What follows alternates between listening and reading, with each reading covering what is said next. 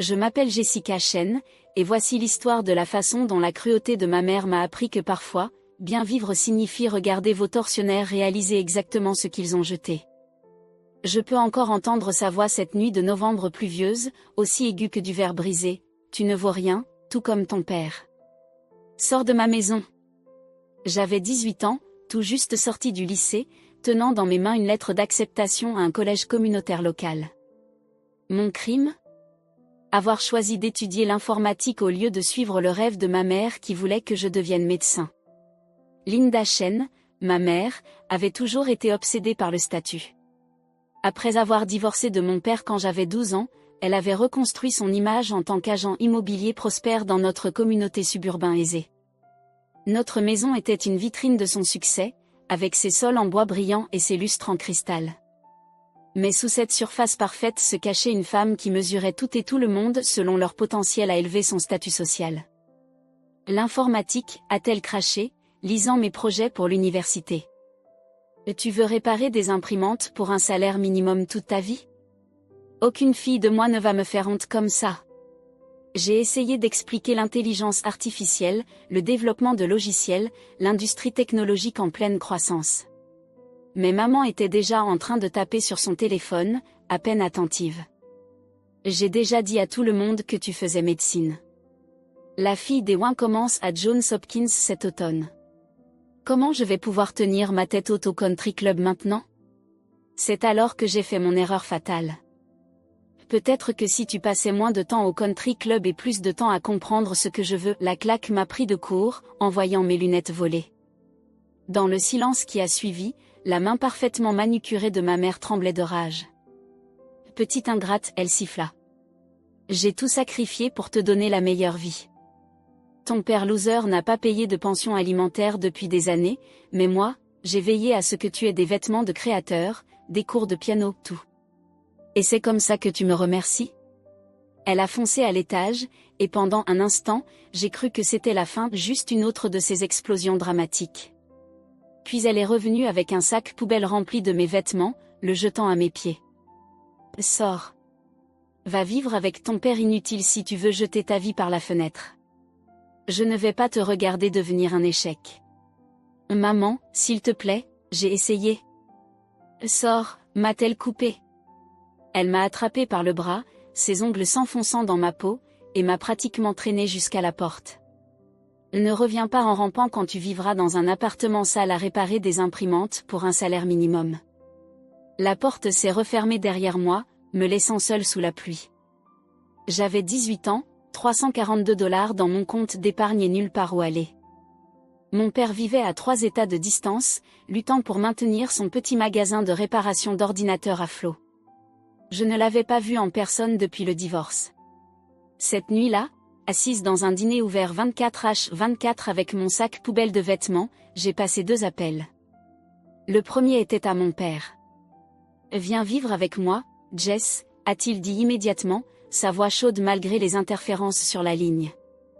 Ce n'est pas grand-chose, mais on trouvera une solution. Le deuxième appel était pour décliner mon acceptation au collège communautaire. Si je voulais prouver que ma mère avait tort, il fallait que je pense plus grand. Les années suivantes furent un flou de travail et d'études. J'ai emménagé chez mon père, au-dessus de son atelier de réparation, suivant des cours en ligne tout en l'aidant à moderniser son entreprise. Son magasin, Chen's Computer Repair, est devenu ma formation accélérée tant en technologie qu'en gestion d'entreprise. Ta mère disait toujours que je rêvais trop petit, m'a dit mon père une nuit, alors que nous travaillions tard à mettre à jour les serveurs d'un client. Peut-être que j'avais tort. Mais parfois, les petits rêves sont les graines de rêves plus grands. Il avait raison. En aidant les petites entreprises avec leurs besoins technologiques, j'ai remarqué un problème récurrent. Les petites entreprises avaient besoin de solutions de cybersécurité de niveau entreprise, mais elles ne pouvaient pas se permettre les solutions coûteuses utilisées par les grandes entreprises. Cette observation est devenue la graine de tout ce qui allait suivre. J'ai passé mes nuits à coder, développant une suite de sécurité simplifiée mais robuste spécifiquement pour les petites entreprises. Mon père m'a laissé tester les premières versions sur ses clients, leur retour m'aidant à affiner le logiciel. Quand je n'étais pas en train de coder ou d'aider dans l'atelier, j'apprenais l'élaboration de plans d'affaires, le marketing et le financement de start-up. 3 ans après avoir été mise à la porte, j'ai lancé Secure Small, ma start-up en cybersécurité. Le timing était parfait, une vague d'attaques par ransomware venait de cibler les petites entreprises à travers le pays, et notre solution abordable a rapidement gagné en popularité. Papa a été mon premier investisseur, hypothéquant son magasin pour me donner de l'argent de démarrage. Je crois en toi, Jess, a-t-il dit en signant les papiers. Montre-leur ce qu'une personne soi-disant sans valeur peut accomplir. Les années suivantes ont été une ascension fulgurante. Secure Small est passé de la cybersécurité à d'autres solutions informatiques pour petites entreprises. Nous avons ouvert des bureaux dans 3 villes. J'ai embauché les meilleurs développeurs que j'ai pu trouver, beaucoup d'entre eux étaient des talents sous-estimés issus de parcours non traditionnels. À mon 28e anniversaire, Secure Small était évalué à 80 millions de dollars, et je figurais dans les magazines technologiques en tant qu'étoile montante de l'industrie. Je n'ai jamais cherché ma mère sur Google pendant ces années, bien que je sache qu'elle vivait toujours dans la même maison, vendait toujours de l'immobilier aux mêmes clients riches. Parfois, je l'imaginais dans son country club, mentant sur sa fille médecin à succès et vivant à l'étranger. Je me demandais si quelqu'un remettait en question pourquoi il n'y avait aucune photo, aucune visite, aucune preuve de cette fille fictive à succès. Puis un jour, tout a changé. J'étais dans mon bureau à l'angle, en train de revoir les offres d'acquisition de grandes entreprises technologiques quand mon assistante m'a fait signe. Mademoiselle Chen, il y a une Linda Chen qui voudrait vous voir. Elle prétend être votre mère. Je ressentis la vieille familiarité de la tension dans ma poitrine, mais cette fois, c'était différent. Cette fois, c'était différent. Faites-la entrer, ai-je dit. La femme qui est entrée dans mon bureau semblait plus petite que ce dont je me souvenais. Son costume de créateur était un peu démodé, son sourire tendu, mais sa voix portait toujours ce mélange familier d'autorité et de mépris. Jessica, chérie, j'ai essayé de te joindre. Je me suis adossée à mon fauteuil, laissant le silence s'étirer de manière inconfortable. Finalement, j'ai dit, vraiment ? Les derniers mots que tu m'as dit étaient que j'étais sans valeur. C'était il y a 10 ans. Elle agita la main d'un geste distrait. Oh, ma chérie, tu sais bien que je ne pensais pas cela. J'étais juste inquiète pour ton avenir. Et regarde-toi maintenant, si réussi. J'ai toujours su que tu en étais capable. Pourquoi sommes-nous ici, maman ? Son sourire vacilla légèrement. Eh bien, en tant que mère, je pensais qu'il était temps de nous reconnecter. Et en fait, je suis entre 2 emplois en ce moment. Le marché de l'immobilier n'est plus ce qu'il était. Je pensais que, peut-être, vu le succès de ton entreprise, tu aurais un poste pour moi. Quelque chose dans les relations clients, peut-être ? Tu sais comme je suis douée avec les gens. Je regardais la femme qui m'avait jetée dehors sans rien, qui m'avait qualifiée de sans valeur, qui avait choisi son statut social plutôt que sa propre fille, et je souris. En fait, maman, nous avons bien un poste à pourvoir. Pourquoi ne viens-tu pas demain matin à 9 h ? Nous verrons exactement quelle est ta valeur pour cette entreprise. Elle rayonna, complètement ignorante de l'acidité dans ma voix. Oh, merveilleux. Je savais que tu ne laisserais pas ta mère tomber. Les dames seront tellement impressionnées quand je leur dirai aucune annonce pour l'instant, ai-je coupé calmement. Voyons d'abord comment ça se passe demain. Après son départ, j'ai passé plusieurs appels. Demain montrerait en effet à tout le monde exactement ce que les gens valent et ce serait une leçon que ma mère n'oublierait jamais. Le lendemain matin, je suis arrivée au bureau à 7 h. Tout devait être parfait pour ce que j'avais prévu. Ma mère est arrivée à 7h58, portant son costume le plus cher, son sourire brillant d'anticipation. Jessica, chérie. J'ai apporté du café pour ma fille à succès. Elle brandit une tasse d'un café coûteux, du genre qu'elle disait que je ne pourrais jamais me permettre. Suivez-moi, maman, ai-je dit, la conduisant non pas dans mon bureau mais dans la salle de conférence principale. Son sourire vacilla légèrement lorsqu'elle vit que la salle était pleine de monde, toute notre équipe de direction, plusieurs membres du conseil d'administration, au centre, mon père. Et John. Que fais-tu ici ? S'exclama-t-elle, faillant laisser tomber son café. Papa sourit simplement, le même sourire doux qu'il avait arboré lorsqu'il avait hypothéqué son magasin pour financer mes rêves. S'il vous plaît, asseyez-vous, maman, ai-je dit, en lui désignant la seule chaise vide, placée directement sous l'écran principal. Tu voulais voir quel poste tu pourrais occuper dans cette entreprise? Voyons cela. Je me suis avancée à l'avant de la salle, cliquetant pour afficher la première diapositive. Elle montrait un sac poubelle rempli de vêtements sur le pas de la porte sous la pluie. Il y a 10 ans, Linda Chen a mis sa fille de 18 ans à la porte pour avoir choisi d'étudier l'informatique plutôt que la médecine. Elle a traité cette fille de sans valeur, point. J'ai cliqué sur la diapositive suivante, une vidéo de surveillance de cette nuit-là, au dîner. Cette fille avait 342 $ en poche. Le visage de ma mère était devenu pâle.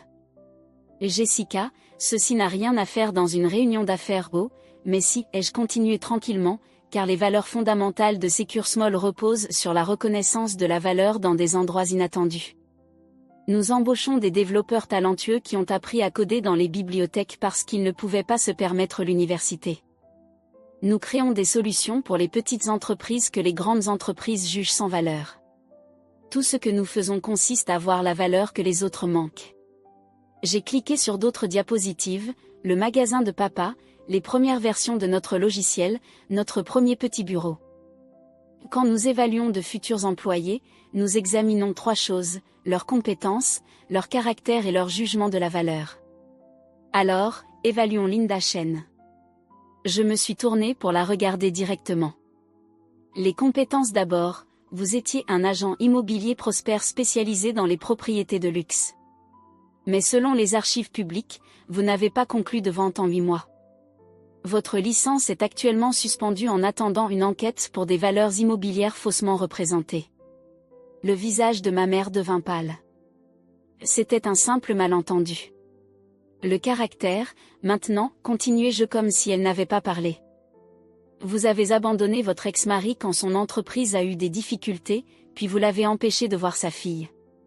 Vous avez jeté cette fille dehors parce qu'elle ne correspondait pas à votre image du succès, et maintenant que vous êtes confronté à des difficultés financières, vous êtes venu vers la fille que vous appeliez sans valeur, en espérant un travail. La pièce était morte de silence. Même les bruits habituels de la circulation à l'extérieur semblaient étouffés. Mais enfin, le jugement de la valeur. Il y a 10 ans, vous regardiez une jeune femme brillante et ambitieuse de 18 ans et vous ne voyiez aucune valeur parce qu'elle ne correspondait pas à votre définition étroite du succès. Vous regardiez une petite entrepreneuse travailleuse et vous la considériez comme une perdante. Votre jugement de la valeur n'a pas été simplement mauvais, mais activement nuisible. J'ai cliqué sur la dernière diapositive, une comparaison de 2 chiffres. C'est intéressant, maman. Le premier chiffre est la valeur actuelle de votre licence immobilière suspendue et de vos actifs gelés, environ 42 000 $. Le second est la dernière évaluation de Secure Small, 8 millions de $. Il y a un sacré écart entre votre jugement de la valeur et la réalité. Maman se leva, les mains tremblantes. Je comprends, Jessica. Vous avez fait passer votre message. Vous êtes une réussite, et j'avais tort. Je suis désolée. Maintenant, pouvons-nous discuter de mon poste ici comme des adultes? Je souris. Oh, nous discutons de votre poste. En fait, j'ai un emploi à vous proposer. Ses yeux s'illuminèrent d'espoir. Nous lançons une nouvelle initiative pour fournir une formation et des solutions de cybersécurité aux petites boutiques de réparation d'ordinateurs. Le magasin de papa a été notre site prototype. Nous nous développons à 500 magasins à l'échelle nationale cette année. Je lui ai tendu un dossier. À l'intérieur, vous trouverez une offre d'emploi, support technique de niveau débutant, période probatoire de 6 mois. Le salaire de départ correspond à notre package standard pour les débutants. Vous travaillerez au magasin de papa, apprenant les bases de l'industrie que vous aviez autrefois négligées. Si vous réussissez la formation, vous aurez la possibilité de progresser uniquement en fonction de votre mérite, pas de vos relations, pas de votre statut, pas de votre relation avec moi. Elle fixa le dossier comme s'il allait la mordre. Le support technique? Au magasin de John? Mais je suis votre mère. Un non, maman. Il y a 10 ans, vous avez clairement fait comprendre que je n'étais plus votre fille parce que j'étais sans valeur. Vous ne pouvez pas revenir là-dessus simplement parce que ma valeur vient maintenant avec des signes de dollars. Je me suis tournée vers la salle. Réunion levée. Merci à tous pour votre temps. Alors que les gens sortaient, maman resta figée dans son fauteuil, tenant le dossier. Le choix vous appartient, ai-je dit tranquillement. Vous pouvez prendre le poste, apprendre l'industrie depuis le bas, et peut-être, éventuellement, comprendre à quoi ressemble la vraie valeur. Ou vous pouvez partir. Dans tous les cas, c'est la seule offre que vous recevrez de ma part. Papa attendait près de la porte pendant que maman se levait lentement, son maquillage parfait taché de larmes. J'ai besoin de temps pour réfléchir, murmura-t-elle. Prenez 24 heures, répondis-je, tout comme vous m'avez donné 10 ans plus tôt. Après son départ, papa m'a enveloppée dans ses bras. Ça va, Jessie. Je hochai la tête contre son épaule. Et tu sais ce qui est drôle, papa? Une partie de moi espérait qu'elle jetterait un coup d'œil à cette offre de niveau débutant et partirait en colère. Cela prouverait qu'elle n'avait pas changé du tout. Et maintenant, j'espère presque qu'elle l'acceptera. Pas pour elle, mais parce que peut-être, juste peut-être, elle apprendra ce que nous avons appris, que la valeur n'est pas une question de statut ou d'apparence. C'est ce que vous construisez, ce que vous apportez, comment vous traitez les gens. Le lendemain matin, je suis arrivée au travail et trouvé maman attendant à la réception, portant un simple chemisier au lieu de son costume de créateur. Je prends le poste, dit-elle doucement. Je hochai la tête. Rapportez-vous au magasin de papa demain à 8 heures. Ne soyez pas en retard. Alors que je la regardais partir, je pensais à la valeur, comment nous la mesurons, comment nous la créons, comment nous la reconnaissons chez les autres. Ma mère avait jeté une fille à la recherche de statut. Elle avait tout perdu en poursuivant une image de succès. Maintenant, elle avait une chance d'apprendre à quoi ressemble le vrai succès depuis le bas. Allait-elle apprendre? Seul le temps nous le dira.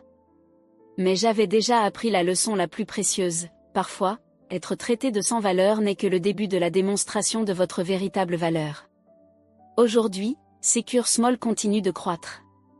Nous avons aidé des milliers de petites entreprises à se protéger à l'ère numérique. Maman? Elle travaille toujours au magasin de papa, apprenant lentement l'industrie qu'elle avait autrefois rejetée. Parfois, quand je visite le magasin, je la surprends en train de me regarder avec un mélange de fierté et de regret. La semaine dernière, elle a réussi sa première réparation d'ordinateur en solo. Papa m'a envoyé une photo de son sourire fier, si différent de son ancien sourire au teint de club de campagne. Peut-être qu'elle apprend enfin que la vraie valeur n'est pas dans ce que vous semblez être, mais dans ce que vous faites réellement. Quant à moi, je garde ce vieux sac poubelle dans le placard de mon bureau, non pas comme un rappel de la douleur, mais comme un rappel que se faire traiter de sans valeur ne le rend pas vrai. Parfois, cela signifie juste que les autres échouent à voir votre valeur. Et leur prouver qu'ils ont tort? C'est le plus doux des succès.